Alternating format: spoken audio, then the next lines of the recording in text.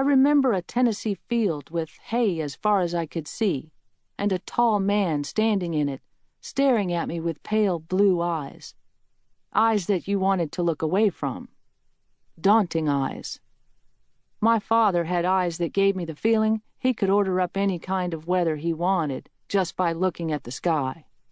If the tobacco crop needed rain, he'd glare upward until I swore it got cloudy. I gestured at the hayfield and said, "Daddy, how long do I have to stay out here?" He said, "You'll be finished when it's done, and it's not done till it's done right." I remember a leaning gray barn with an iron basketball rim mounted in the hayloft. At night after the chores, after it was done and done right, my 3 older brothers and I climbed to the loft for ball games in which they offered no quarter, just elbows and fists, and the advice, "Don't you cry, girl. I better not see you cry." I remember learning to hit back, hard enough to send them through the gallery door into a 10-foot drop to the bales below. I remember the supper table crammed with bodies, children with clattering forks fighting over the last piece of chicken, and my mild, selfless mother filling the glasses and plates with a closed-lip smile and a voice soft as a house dress. And then I remember watching her muscle a 2-ton truck into gear and roar off to pick up farm supplies.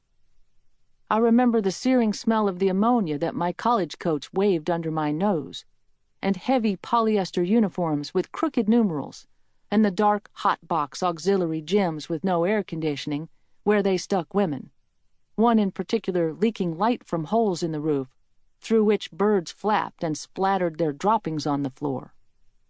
I remember being young and wild with energy, conducting searches for amber liquid refreshments, pulling into joints that sold 20-cent beer.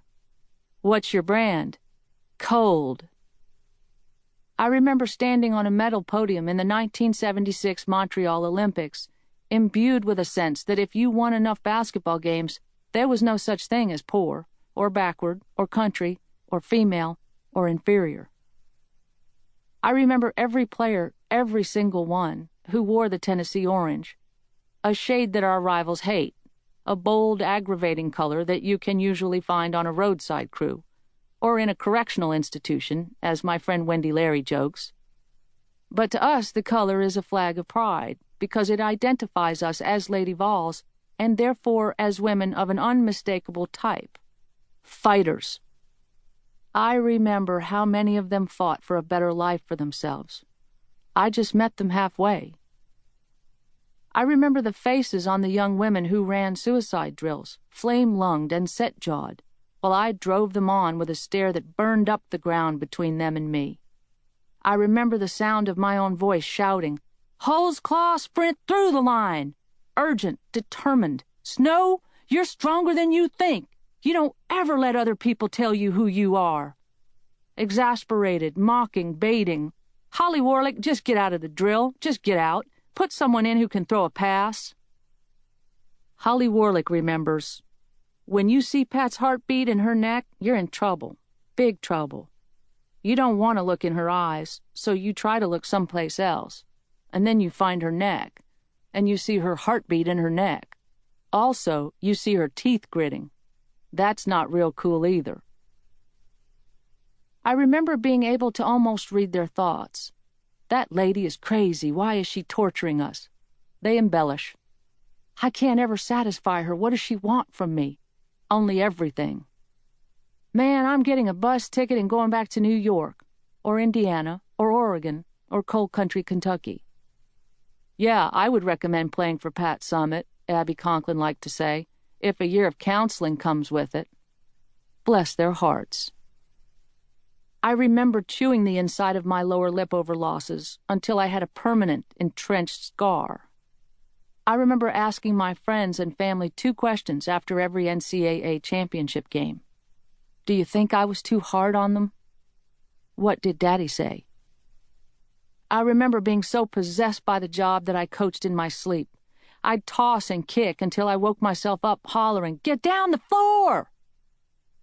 I remember standing on the sideline and stamping my high heels on the hardwood so furiously it sounded like gunshots, and whacking my hands on the scorer's table until I flattened the gold championship rings on my fingers.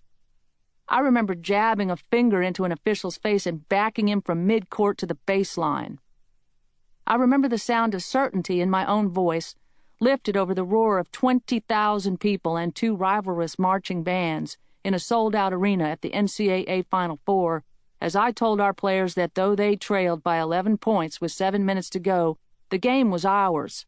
"We're not leaving here without a championship," I shouted hoarsely, "so y'all just go on out there and get it."